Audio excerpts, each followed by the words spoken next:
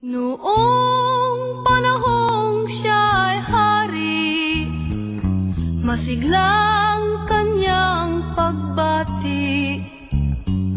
Mahigpit ang hawak ng mga daliri, at ang lakad na may matuwid. Mahusay ang kanyang talumpati, makisig kung siya'y magdamit.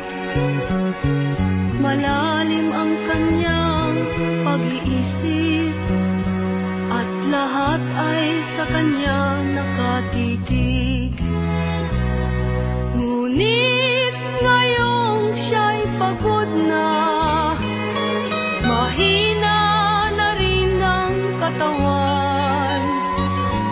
Pinagmamasdan na lamang sa bintana ang unti-unting pagdaloy ng ulan.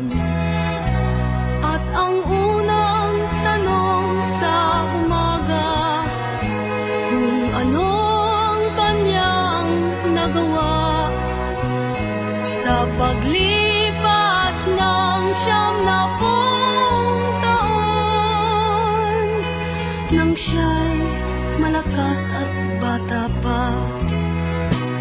Si Lolo Jose, si Lolo Jose, si Lolo Jose, matanda na, ngunit mahal ko pa si Lolo Jose, kahit siya ngayon ay laos na.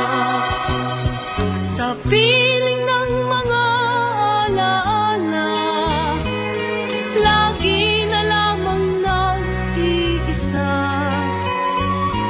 Kahit sulyap walang maaasahan, sa anak na di man siya mapagbigyan.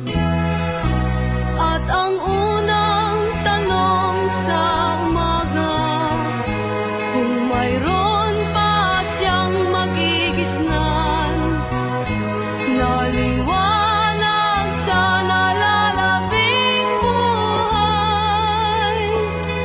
Ngayon siya'y matanda at laos na. Si Lolo Jose, si Lolo Jose, si Lolo Jose ay matanda na, ngunit mahal ko pa si Lolo Jose, kahit siya ngayon ay laos na.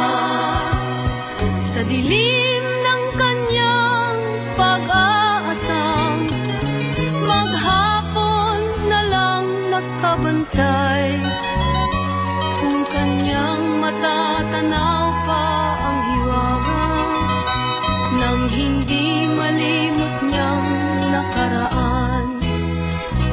At ang diwa ng kahapon, di na matagpuan. At ang